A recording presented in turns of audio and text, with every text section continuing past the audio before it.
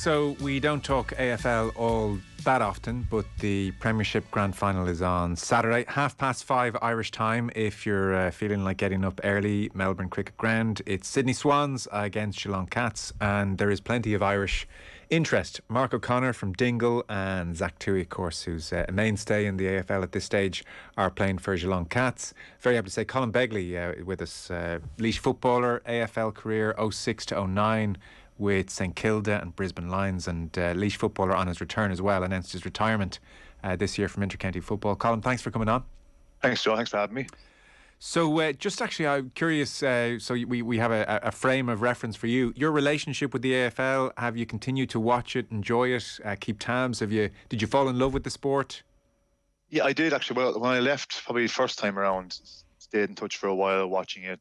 It's probably got a bit easier now with the coverage you get as well the last few years, and there's an AFL app I have as well that I look at. So it's much easier now the last few years to keep in touch with it, and I've kind of fallen in love with it a bit more as well over the last 2 years again, watching it a bit more, and obviously the fact that Zach and Mark have been going so well as well, and Pierce as well. Pierce Hanley obviously retired a few years ago, but he was having a pretty strong career through Brisbane, so it's kept me in touch in some sense. But the AFL final series this year has been one of the most exciting I've seen in a while, so it's been, I suppose, two reasons to keep in touch with it. One, very exciting games, but then Zach's been going so well as well, so it's been really fantastic to watch. Yeah, we had a text in actually before you joined us saying that the semi-final between Hawthorn and Sydney was one of the great sporting spectacles you'll see all year, so it does sound like the knockout stages have been very good. The naysayers for the sport would talk about it being too stop-start. So where is the sport in your opinion as a spectacle, and like what are the real attractions of it for you? Yeah, to be fair, if you haven't had past experience of the game, or you only watch here and there, I can understand why people would see it maybe as a bit of a scrappy sport, or there are games where it's very much contest heavy. The skill may not look as strong, and even the last number of years, probably the last 2 years, there's probably less accurate delivery and more so playing for territory. I think you'll find that in a lot of games, to try and move the ball up into contested areas and put a lot of pressure on. Actually, Sydney and Collingwood Sydney and Geelong are renowned for being the two highest pressure teams, I think, in the comp this year as well. So I can understand that, but they've changed the rules a small bit. I think it was 2 years ago they had a very low scoring season, and they've actually changed the man the mark rule, which means the man the mark has to stop and stand, which allows players to roll on a bit more and move the game a bit faster. I think even a lot of teams are trying to play that more erratic, but more so kind of off the cuff, exciting, fast flowing games to catch teams out. So Collingwood went for 17th there last year to obviously one kick away from being in the grand final, and they were very much playing the fast game. And Geelong, even after their non-success in the last grand final, had to adapt their game, and they've definitely changed to being a much more free-flowing team and trying to play on. So if you follow the games, I think this year would have been a really good year to follow. It's been some good footy, but I can understand people who haven't watched it that much, probably not understanding the goods of it and what it gives. But I think the one thing about it is that even if doesn't look pretty, it does bring up some very close contests and a lot of excitement. So that's one thing I think that can really show off to maybe fans if they're watching the game. It's very exciting the last quarter if it's close. So yeah, I've enjoyed it. It's been a really great year. It's interesting to hear you talk about those tactical evolutions in the game, which are happening in all sports. GAA and Premier League has changed beyond all recognition over the last decade. So it's a very different sport to the one you would have played, it sounds like, 06 to 09.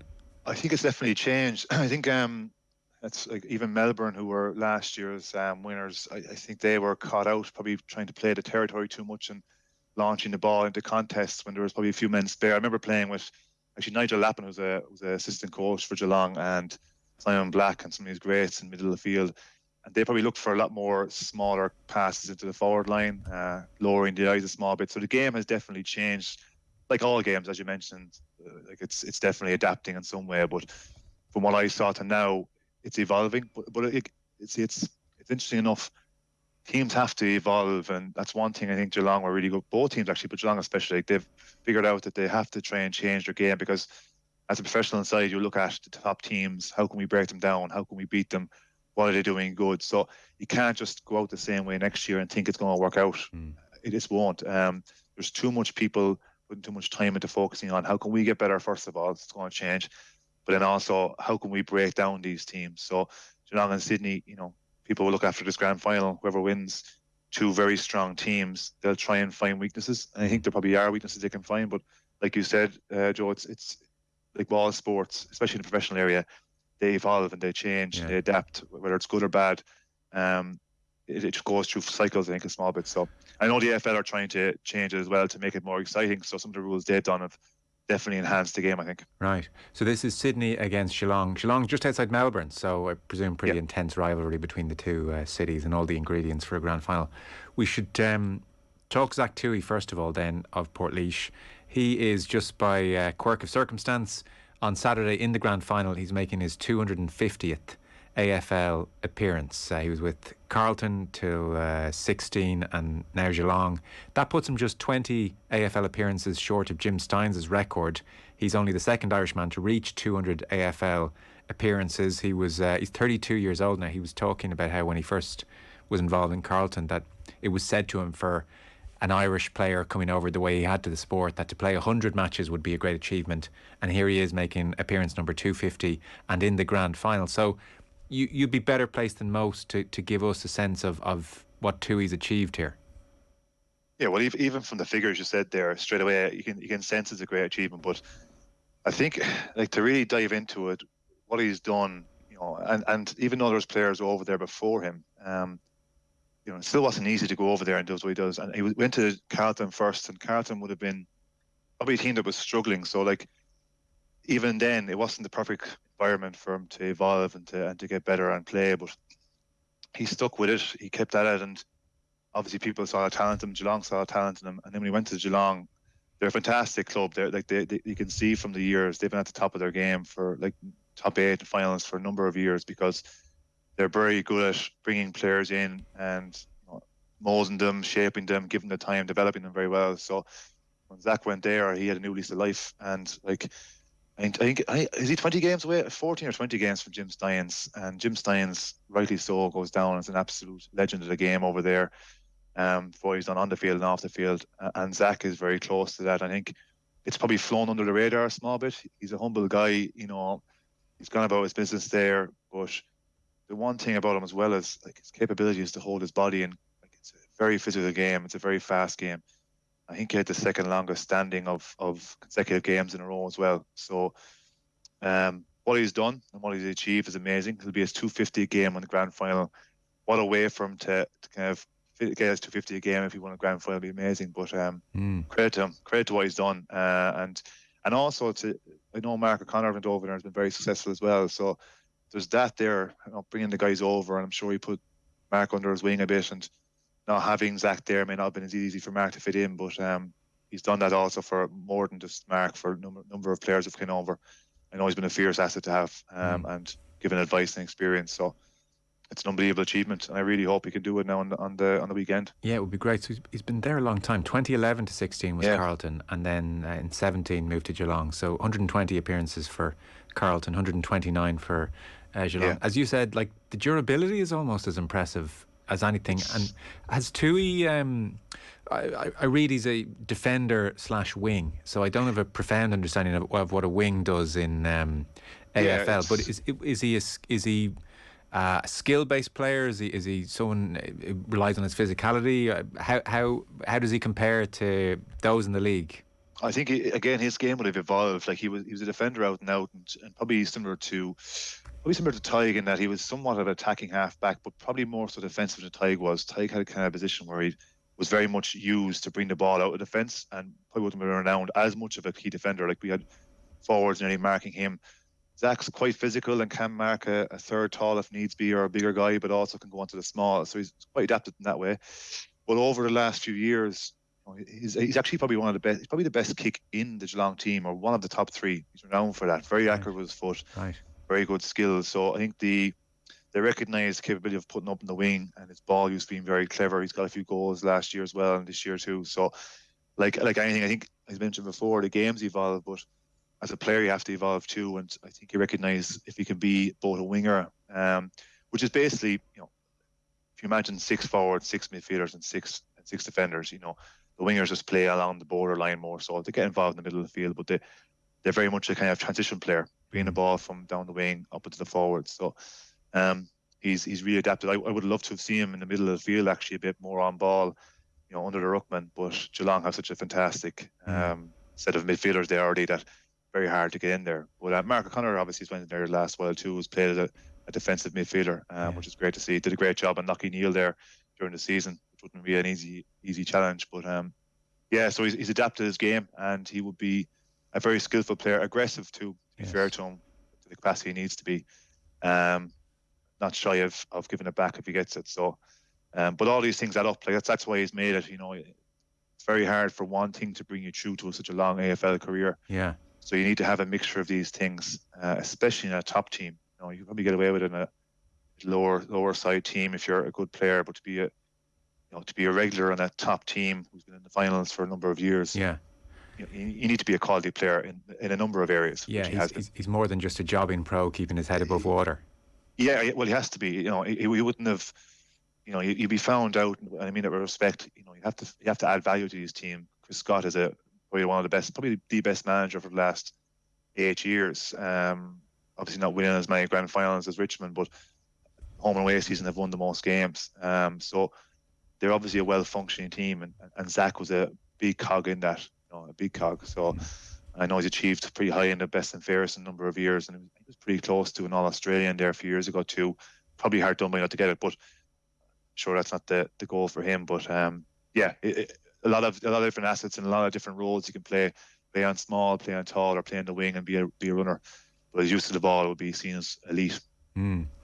So 250 is a very good haul. Like I'm looking through the appearance record, and a couple have managed to get past. Only a couple, mind. Past 400. Like anything 300 or above is very noteworthy. So for him to be in 250, that's not just good for the lad from Ireland. No, that's a very good career. Like especially with injuries and stuff like that as well, that can happen. So like playing 250 games is a good haul for any kind of mainstream top player in the AFL. You get these 400, you get these 300s, but they're all-time greats as well, and probably playing for a long time earlier in the career. So they're aspirational ones to achieve. But you look at Ty Kennelly was 197, had a brilliant career. Pierce Hanley was, I think, 170 along the lines of that as well. A very good career. So Zach would be seen, in my opinion, as a fantastic career and hugely involved in AFL for the last number of years. So should be very proud of it. Yeah, amazing. You're right, I think, when you say it's passed under the radar. I think everybody's vaguely aware he's out there and he's doing okay, but maybe that landmark of 250 has straightened us up a bit in our seats to realise. Well, I think hopefully it gets a bit of publicity, and obviously it's great to be talking about it tonight, but hopefully I think people won't recognise until it happens maybe on the weekend, and if he wins, all this will come probably to light as well. Like I guess Zach's not looking for people to be talking or bouncing around the place about that. He's just going about his goal is to be a brilliant player and to win the grand final. That's his goal. So he wouldn't be looking for people to be giving him all the celebrations about it. But that being said, like, get back. I suppose that even happened Tig, I suppose, as well. Tig won the grand final and everything kind of came out, and he came home, won the All-Ireland. So I'm hoping if Zach wins the grand final, he can come home and play for Laois, maybe win All-Ireland as well. That's the way it goes at McKenna. Yeah, so, we'll get you out of retirement as well and reunite the dream team. If he comes back, I might just hop out of retirement. That's if it take me. But no, it's gone under the radar. Like, it's Laois, Mannion, and McCaffrey. It's not that good. Tell me this. You said that, and I'm doing a disservice, by the way, to 25-year-old Mark O'Connor, who we should mention, and we have touched on, from Dingle, and he's playing in the midfield, and he won 2 minor All-Ireland medals. So we maybe don't know him as well by dint of the fact that he went over before his senior career with Kerry took off. But just one last question on Zach Tuohy. You said he's amongst the best kickers in the team. Again, you could speak to this. Does he kick like a Gaelic footballer? Has he transformed his kicking? Would it have been an advantage to him to have played Gaelic football with the round ball, or a major disadvantage in any kind of way? Or give us your read on his kicking style. I wouldn't say it was either advantage or disadvantage. No, it's probably. I just think he's a skilled kicker, so he's quite a penetrating kick, and he can his decision making on the ball will be quite fast, I would believe. So he can spot quite a narrow kick or a short kick or a leading kick quite quickly. So his strike is elite, and his confidence in his kick is quite elite as well. So you've got certain users like in football and Gaelic football. You have certain users who are seen as good passers of the ball. I think no one would disagree with me saying that when Zach's on the ball, his use is usually quite efficient, and he has the capability to find quite a tight kick and an accurate kick when needed, especially in the contest. So he wouldn't kick around the corner, I presume, at this stage. No, he has the capability to do it, and a lot more AFL players are starting to do that as well, even especially for goals. Around the corner, over the shoulder. So it's becoming a bit more of a skill that's practiced a bit more. Definitely the forwards are not as straight shooting as just like hitting a normal punt kick. There's bananas, there's all these different kind of things, but to be able to go around someone and probably not hit it on the straight and hit it across his body probably was a skill that was very useful to him starting off. Yeah, he's adapted that to make it more efficient. One last thought. I was just looking through the recent winners list out of interest. So Melbourne won it last year at the AFL. Richmond won in 19 and 20 and 17. I see West Coast Eagles, Bulldogs won. Hawthorn did 3 in a row, 2013 to 15. Sydney, Geelong, Collingwood all winning as well. So that's 8 different winners in 12 years. That's quite healthy. That's a we kind of bemoan Dublin dominating too much here a little bit in the football. Any particular reason as to why AFL's managed to do that? Well, they have the draft, which was the initial idea. So the concept was that the lowest team or the last team would get the higher picks in the draft. So the better players coming through on development sides would be going to the lower teams. And if your scouting was good enough and your drafting was good enough, that within a maybe 3, 5, 7 year cycle, whatever it might be, but usually 5 years, I think that you'd have a good enough team to get up to the 8. So it would come in waves that the lower teams wouldn't stay lower. Now there has been new rules brought in about players being let out for what's it called, where you can actually go and look for trades, to different teams. Free agencies now have been brought in the last number of years, so that allows maybe a team who thinks they're quite close to maybe getting to a grand final or winning it, to maybe get a player traded for some picks and focus on a few years and bring in a defender or bring in a forward they feel they need. So it's been going well the last while, and it's been working. You can see there's obviously a good enough spread of winners. The free agency is probably a concern now because you get these Gold Coast maybe and some of maybe some of the lower teams who are getting these draft picks for a number of years, and once they're there for a certain number of years, they can get asked for a trade somewhere else. So the concern is that it could become top teams getting the players back. Now that's not an issue yet, but there is a concern about that. But for now, the draft system seems to be working, and it gives, I suppose, the fans a bit of a thing to drive by. But Melbourne, for example, hadn't won one for a long, long time. Until the drafting, until last year, and the drafting sometimes can be done poorly, and they'll never make it, or they'll go up and down. Carlton had the same issue for a long time as well. They drafted some great players, but just didn't work for them. But it's a good concept. Yes, it's a good structure, because it gives everyone a chance to at least get up there at some stage. Well, listen, Colm Begley, who played in the AFL 06-09 with St Kilda and Brisbane, thanks for coming on and whetting the appetite for Saturday. Appreciate it.